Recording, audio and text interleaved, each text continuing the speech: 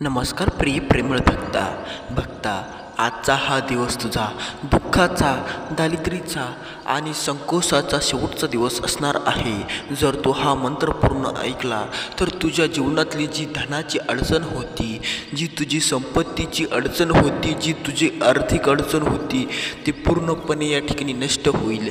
तुझ्या जीवनामध्ये सुख नसेल, तुला सुख प्राप्त होत नसेल तर तू हा मंत्र पूर्ण या ठिकाणी ऐक. जर तू मंत्र हा ऐकला तर उद्यापासनं तुझं जीवन बदलणार, तुझ्या जीवनामध्ये वेगळा रस येणार, तुझ्या पण जीवनामधील दुःख, दारिद्र्याचे दिवस कायमचे नष्ट होणार आणि तुझ्या जीवनामध्ये एक मोठा उत्सव, आनंद उद्यापासून तुझ्या जीवनामध्ये यायला सुरुवात होईल. तुझ्या जीवनातले दुःखाचे दार कायमचे बंद होईल आणि तुझ्या जीवनातले सुखाचे दार हे उघडले जाईल फक्त या मंत्राच्या साह्याने.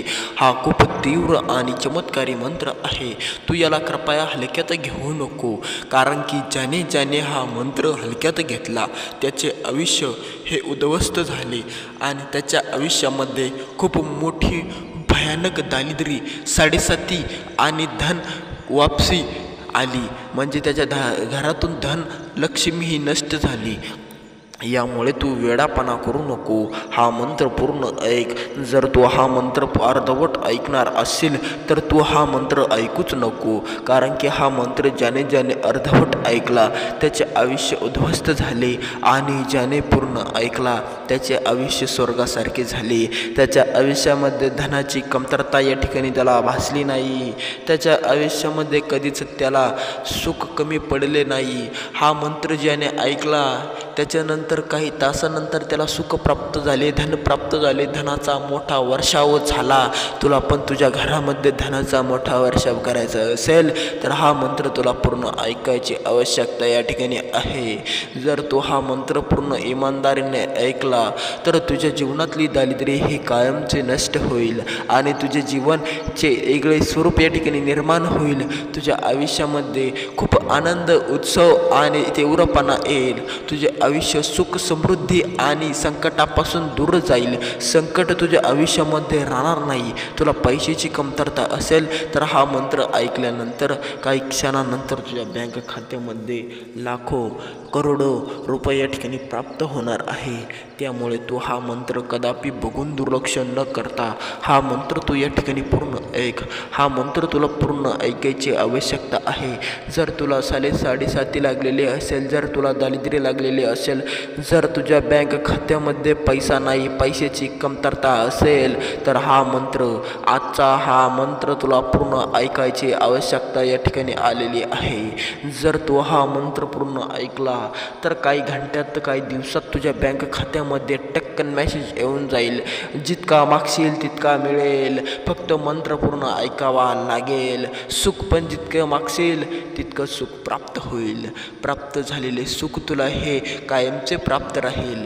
तू जोपर्यंत मरत नाही तोपर्यंत सुख काही जाणार नाही. त्यामुळे हा मंत्र तू हलक्यात घेऊन वेड्यापणा करू नको. हा मंत्र या ठिकाणी पूर्ण ऐक. पूर्ण जर ऐकला तर मग बघ कसा चमत्कार होतो. चमत्कार झाल्यानंतर बोल, आधी बोलू नको. चमत्कार इतका होणार की तू तुझ्या झोपेत असशील पण स्वामी महाराज चमत्कार करून जाईल. तुला फक्त या यूट्यूब चॅनलला सबस्क्राईब करायचं आहे, कमेंटमध्ये श्री स्वामी समर्थ महाराज टाकायचं आहे आणि हा मंत्र पूर्ण ऐकायचा. पूर्ण म्हणजे पूर्ण, अर्धवट ऐकून चालणार नाही. ढोंगी भक्ती, वेफाळ भक्ती चालणार नाही. तुला करावी लागेल तर चांगलीच भक्ती करावी लागेल, तीव्र भक्ती करावी लागेल. हा मंत्र पूर्ण ऐकावा लागेल. अर्धवट ऐकून स्वामींचा अपमान आज तू करू नको. बरेच भक्तांनी स्वामींचा अपमान केलेला आहे, त्यामुळे त्यांना धनप्राप्ती काही झाली नाही, त्यामुळे त्यांना काही सुख मिळालं नाही. त्यांच्या जीवनातून दुःख आणखीन वाढले. दुःख कमी व्हायच्या ऐवजी दुःख वाढले. यामुळे जर तुला सुखाची प्राप्ती करायची असेल आणि जर तुला एक तीव्रता आणि एक सुख, समृद्धी, समाधानी व्यक्ती व्हायचं असेल, आनंदी व्यक्ती व्हायचं असेल आणि धनवान व्यक्ती व्हायचं असेल तर आजचा हा मंत्र तुला कृपया पूर्ण ऐकावा लागेल. अर्धवट ऐकून तू स्वामींना कमी लेखू नको. अर्धवट जो ऐकन त्याच्या आयुष्यामध्ये या ठिकाणी खूप मोठी या ठिकाणी संकट या ठिकाणी येतील. त्याच्या आयुष्यामध्ये खूप मोठा अंधार पडेल. त्यामुळे जर तुला तुझ्या आयुष्यात अंधार पडून द्यायचा नसेल तर आजचा हा मंत्र खूप तुझ्यासाठी कामदायक ठरणार आहे. जर तू हा मंत्र या ठिकाणी पूर्ण ऐकला तर तुझ्या आयुष्यामध्ये धनाला कधी कमतरता भासणार नाही. तुझ्या आयुष्यामध्ये खूप मोठा या ठिकाणी धनाचा वर्षाव येईल. तुझं दुःखाचं जीवन ते सुखामध्ये चाललं जाईल. तुला पण या सर्व इच्छा हव्या असेल आणि तुला तुझी इच्छा पूर्ण करायची असेल तर फक्त हा मंत्र तू पूर्ण ऐक. हा मंत्र पूर्ण जर तू ऐकला तर तुझ्या पूर्ण मनोकामना पूर्ण झाल्याच पाहिजे. तर चल चालू करू तो मंत्र. तर चला, चालू करण्यापूर्वी तुम्ही जर आपल्या यूट्यूब चॅनलवर नवीन असाल आणि तुम्ही जर स्वामींचे कट्टर भक्त असाल तर लगेच आपल्या यूट्यूब चॅनलला सबस्क्राईब करा आणि कमेंटमध्ये श्री स्वामी समर्थ नाव टाईप करायला विसरू नका. तर चला भेटूया व्हिडिओमध्ये. तर चला, हा मंत्र तुम्हाला अतिशय पूर्णपणे ऐकायची आवश्यकता आहे. अर्धवट ऐकू नका. हा मंत्र पूर्ण ऐका. तुम्हाला स्वामींची शपथ आहे. तर चला करू मंत्र चालू. ओम श्री स्वामी समर्थाय अशमांक दारिद्र्यनाशाय. ओम श्री स्वामी समर्थाय अशमांक दारिद्र्यनाशाय. ओम श्री स्वामी समर्थाय अशमांक दारिद्र्यनाशाय. ओम श्री स्वामी समर्थाय अशमांक दारिद्र्यनाशाय. ओम श्री स्वामी समर्थाय अशमांक दारिद्र्यनाशाय. ओम श्री स्वामी समर्थाय अशमांक दारिद्र्यनाशाय. ओम श्री स्वामी समर्थाय अशमांक दारिद्र्यनाशाय. ओम श्री स्वामी समर्थाय अशमांक दारिद्र्यनाशाय. ओम श्री स्वामी समर्थाय अशमांक दारिद्र्यनाशाय. ओम श्री स्वामी समर्थाय अशमांक दारिद्र्यनाशाय. ओम श्री स्वामी समर्थाय अशमांक दारिद्र्यनाशाय.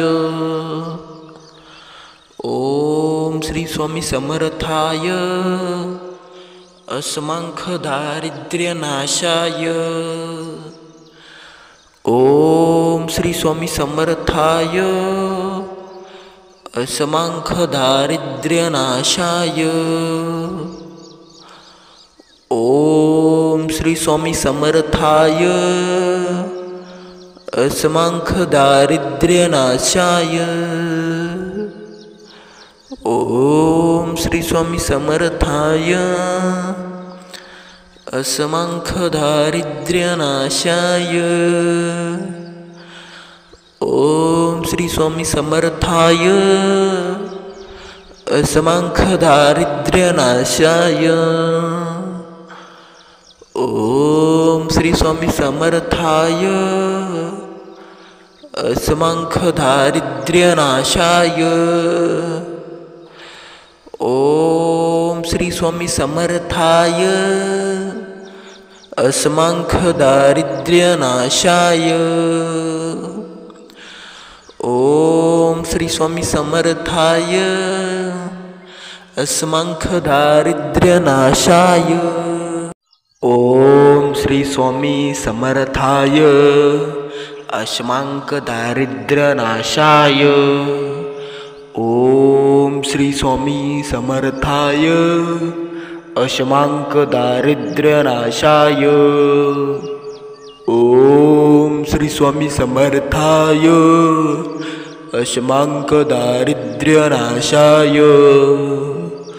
ओम श्री स्वामी समर्थाय अशमांक दारिद्र्यनाशाय.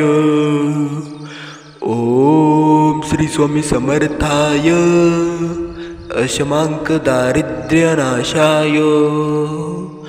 ओम श्री स्वामी समर्थाय अशमांक दारिद्र्यनाशाय. ओम श्री स्वामी समर्थाय अशमांक दारिद्र्यनाशाय। ओम श्री स्वामी समर्थाय। असमांक दारिद्र्यनाशाय। ओम श्री स्वामी समर्थाय। असमांक दारिद्र्यनाशाय। ओम श्री स्वामी समर्थाय। असमांक दारिद्र्यनाशाय। ओम श्री स्वामी समर्थाय। असमांक दारिद्र्यनाशाय। ओम श्री स्वामी समर्थाय। असमांक दारिद्र्यनाशाय। ओम श्री स्वामी समर्थाय। असमांक दारिद्र्यनाशाय। ओम श्री स्वामी समर्थाय। असमांक दारिद्र्यनाशाय। ओम श्री स्वामी समर्थाय। असमांक दारिद्र्यनाशाय। ओम श्री स्वामी समर्थाय। असमांक दारिद्र्यनाशाय। ओम श्री स्वामी समर्थाय। असमांक दारिद्र्यनाशाय। ओम श्री स्वामी समर्थाय। असमांक दारिद्र्यनाशाय। ओम श्री स्वामी समर्थाय। असमांक दारिद्र्यनाशाय। ओम श्री स्वामी समर्थाय। असमांक दारिद्र्यनाशाय। ओम श्री स्वामी समर्थाय। असमांक दारिद्र्यनाशाय। ओम श्री स्वामी समर्थाय। असमांक दारिद्र्यनाशाय। ओम श्री स्वामी समर्थाय। असमांक दारिद्र्यनाशाय। ओम श्री स्वामी समर्थाय। असमांक दारिद्र्यनाशाय। ओम श्री स्वामी समर्थाय। असमांक दारिद्र्यनाशाय। ओम श्री स्वामी समर्थाय। असमांक दारिद्र्यनाशाय। ओम श्री स्वामी समर्थाय। असमांक दारिद्र्यनाशाय। ओम श्री स्वामी समर्थाय। असमांक दारिद्र्यनाशाय। ओम श्री स्वामी समर्थाय। असमांक दारिद्र्यनाशाय। ओम श्री स्वामी समर्थाय। असमांक दारिद्र्यनाशाय। ओम श्री स्वामी समर्थाय। असमांक दारिद्र्यनाशाय। ओम श्री स्वामी समर्थाय। असमांक दारिद्र्यनाशाय। ओम श्री स्वामी समर्थाय। असमांक दारिद्र्यनाशाय। ओम श्री स्वामी समर्थाय। असमांक दारिद्र्यनाशाय। ओम श्री स्वामी समर्थाय। असमांक दारिद्र्यनाशाय। ओम श्री स्वामी समर्थाय। असमांक दारिद्र्यनाशाय। ओम श्री स्वामी समर्थाय। असमांक दारिद्र्यनाशाय। ओम श्री स्वामी समर्थाय अस्मांख दारिद्र्यनाशाय। ओम श्री स्वामी समर्थाय अस्मांक दारिद्र्यनाशाय। ओम श्री स्वामी समर्थाय अस्मांक दारिद्र्यनाशाय। ओम श्री स्वामी समर्थाय अस्मांक दारिद्र्यनाशाय। ओम श्री स्वामी समर्थाय अस्मांक दारिद्र्यनाशाय। ओम श्री स्वामी समर्थाय अस्मांक दारिद्र्यनाशाय। ओम श्री स्वामी समर्थाय अस्मांक दारिद्र्यनाशाय। ओम श्री स्वामी समर्थाय अस्मांक दारिद्र्यनाशाय। ओम श्री स्वामी समर्थाय अस्मांक दारिद्र्यनाशाय। ओम श्री स्वामी समर्थाय अस्मांक दारिद्र्यनाशाय। ओम श्री स्वामी समर्थाय अस्मांक दारिद्र्यनाशाय। ओम श्री स्वामी समर्थाय अस्मांक दारिद्र्यनाशाय। ओम श्री स्वामी समर्थाय अस्मांक दारिद्र्यनाशाय। ओम श्री स्वामी समर्थाय अस्मांक दारिद्र्यनाशाय। ओम श्री स्वामी समर्थाय अस्मांक दारिद्र्यनाशाय। ओम श्री स्वामी समर्थाय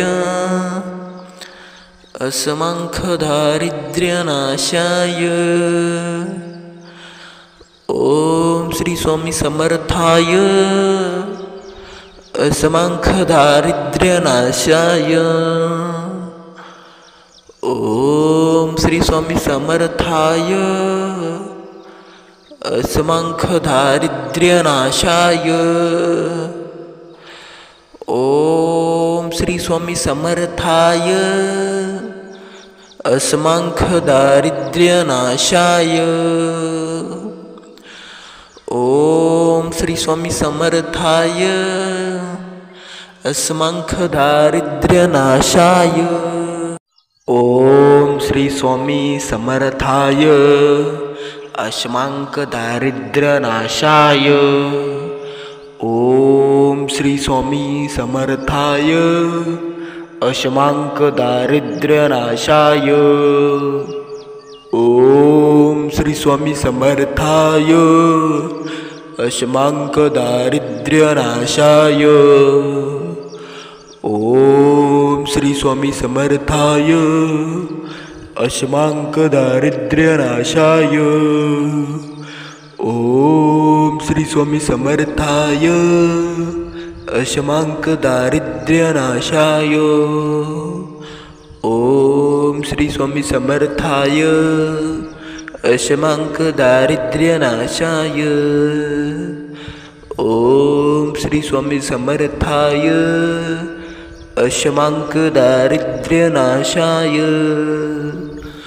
ओम श्री स्वामी समर्थाय अस्मांक दारिद्र्यनाशाय। ओम श्री स्वामी समर्थाय अस्मांक दारिद्र्यनाशाय। ओम श्री स्वामी समर्थाय अस्मांक दारिद्र्यनाशाय। ओम श्री स्वामी समर्थाय अस्मांक दारिद्र्यनाशाय। ओम श्री स्वामी समर्थाय अस्मांख दारिद्र्यनाशाय। ओम श्री स्वामी समर्थाय। अस्मांख दारिद्र्यनाशाय। ओम श्री स्वामी समर्थाय। अस्मांख दारिद्र्यनाशाय। ओम श्री स्वामी समर्थाय। अस्मांख दारिद्र्यनाशाय। ओम श्री स्वामी समर्थाय। अस्मांख दारिद्र्यनाशाय। ओम श्री स्वामी समर्थाय। अस्मांख दारिद्र्यनाशाय। ओम श्री स्वामी समर्थाय। अस्मांख दारिद्र्यनाशाय। ओम श्री स्वामी समर्थाय। अस्मांख दारिद्र्यनाशाय। ओम श्री स्वामी समर्थाय। अस्मांख दारिद्र्यनाशाय। ओम श्री स्वामी समर्थाय। अस्मांख दारिद्र्यनाशाय। ओम श्री स्वामी समर्थाय। अस्मांख दारिद्र्यनाशाय।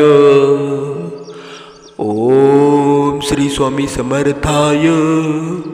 अस्मांख दारिद्र्यनाशाय। ओम श्री स्वामी समर्थाय। अस्मांख दारिद्र्यनाशाय। ओम श्री स्वामी समर्थाय। अस्मांख दारिद्र्यनाशाय। ओम श्री स्वामी समर्थाय। अस्मांख दारिद्र्यनाशाय। ओम श्री स्वामी समर्थाय। अस्मांख दारिद्र्यनाशाय। ओम श्री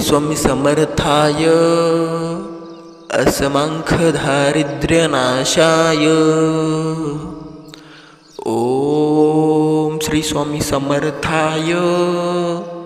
अस्मांख दारिद्र्यनाशाय। ओम श्री स्वामी समर्थाय। अस्मांख दारिद्र्यनाशाय। ओम श्री स्वामी समर्थाय। अस्मांख दारिद्र्यनाशाय। ओम श्री स्वामी समर्थाय। अस्मांख दारिद्र्यनाशाय। ओम श्री स्वामी समर्थाय। अस्मांख दारिद्र्यनाशाय। ओम श्री स्वामी समर्थाय। अस्मांख दारिद्र्यनाशाय। ओम श्री स्वामी समर्थाय। अस्मांख दारिद्र्यनाशाय। ओम श्री स्वामी समर्थाय। अस्मांख दारिद्र्यनाशाय। ओम श्री स्वामी समर्थाय। अस्मांख दारिद्र्यनाशाय। ओम श्री स्वामी समर्थाय। अस्मांख दारिद्र्यनाशाय। ओम श्री स्वामी समर्थाय। अस्मांख दारिद्र्यनाशाय। ओम श्री स्वामी समर्थाय। अस्मांख दारिद्र्यनाशाय। ओम श्री स्वामी समर्थाय। अस्मांख दारिद्र्यनाशाय। ओम श्री स्वामी समर्थाय। अस्मांख दारिद्र्यनाशाय। ओम श्री स्वामी समर्थाय। अस्मांख दारिद्र्यनाशाय। ओम श्री स्वामी समर्थाय। अशमांक दारिद्र्यनाशाय। ओम श्री स्वामी समर्थाय। अशमांक दारिद्र्यनाशाय। ओम श्री स्वामी समर्थाय। अशमांक दारिद्र्यनाशाय। ओम श्री स्वामी समर्थाय। असमांक दारिद्र्यनाशाय। ओम श्री स्वामी समर्थाय। असमांक दारिद्र्यनाशाय। ओम श्री स्वामी समर्थाय। असमांक दारिद्र्यनाशाय। ओम श्री स्वामी समर्थाय। असमांक दारिद्र्यनाशाय। ओम श्री स्वामी समर्थाय। असमांक दारिद्र्यनाशाय। ओम श्री स्वामी समर्थाय। असमांक दारिद्र्यनाशाय। ओम श्री स्वामी समर्थाय। असमांक दारिद्र्यनाशाय। ओम श्री स्वामी समर्थाय। असमांक दारिद्र्यनाशाय। ओम श्री स्वामी समर्थाय। असमांक दारिद्र्यनाशाय। ओम श्री स्वामी समर्थाय। असमांक दारिद्र्यनाशाय। ओम श्री स्वामी समर्थाय। असमांक दारिद्र्यनाशाय। ओम श्री स्वामी समर्थाय। असमांक दारिद्र्यनाशाय। ओम श्री स्वामी समर्थाय। असमांक दारिद्र्यनाशाय। ओम श्री स्वामी समर्थाय। असमांक दारिद्र्यनाशाय। ओम श्री स्वामी समर्थाय। असमांक दारिद्र्यनाशाय। ओम श्री स्वामी समर्थाय। असमांक दारिद्र्यनाशाय। ओम श्री स्वामी समर्थाय। असमांक दारिद्र्यनाशाय। ओम श्री स्वामी समर्थाय। असमांक दारिद्र्यनाशाय। ओम श्री स्वामी समर्थाय। असमांक दारिद्र्यनाशाय। ओम श्री स्वामी समर्थाय। असमांक दारिद्र्यनाशाय। ओम श्री स्वामी समर्थाय।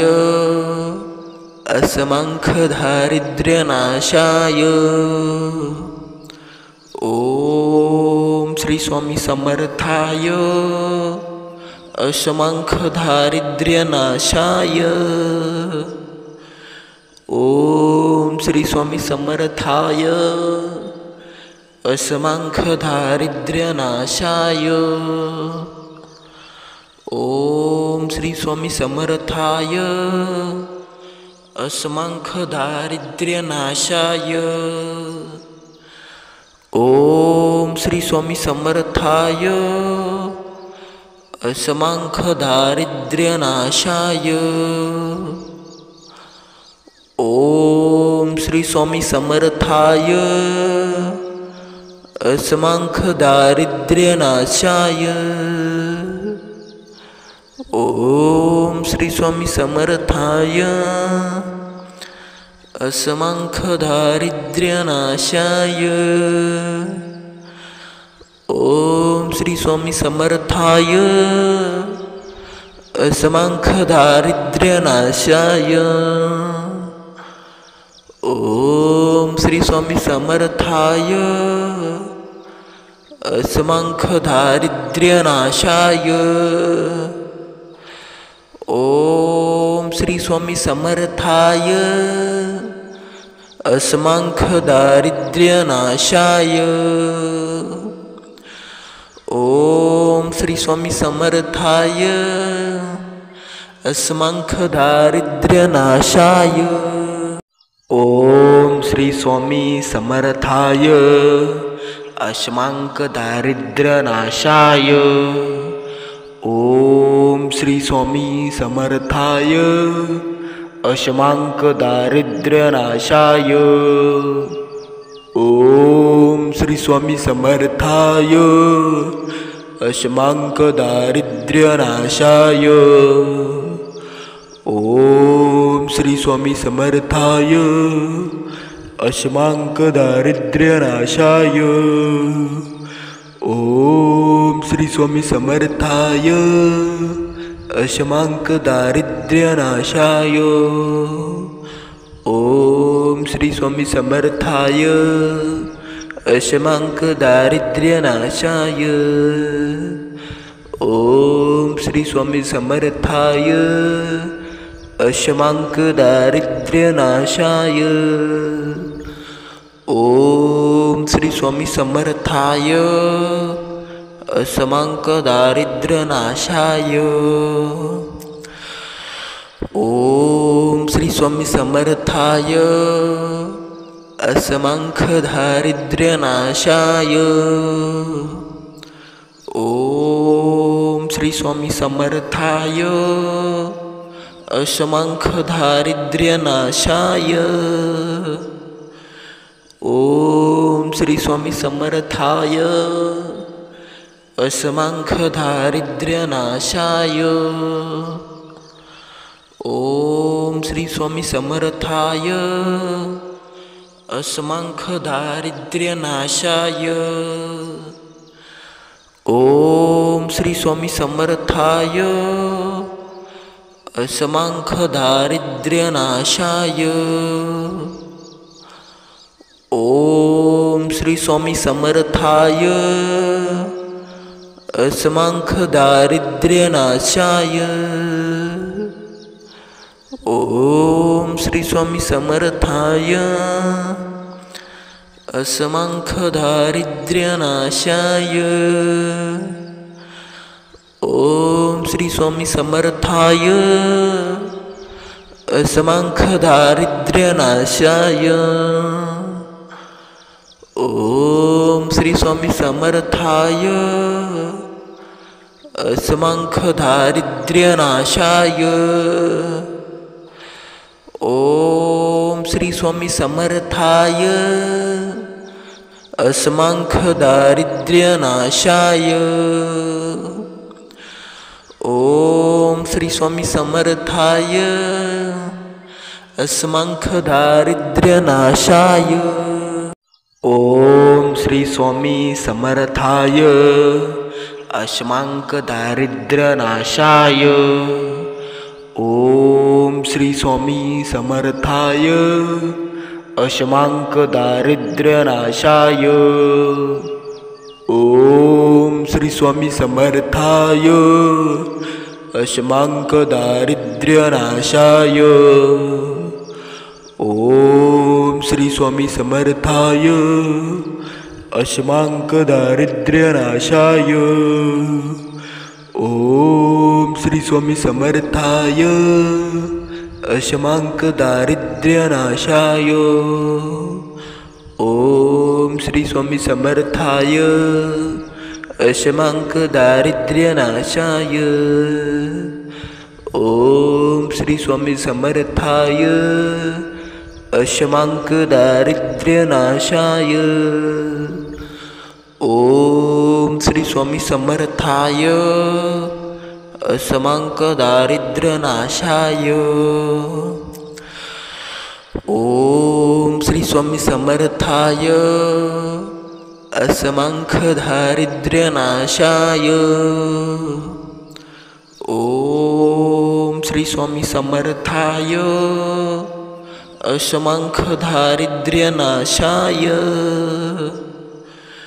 ओम श्री स्वामी समर्थाय असमांख दारिद्र्यनाशाय।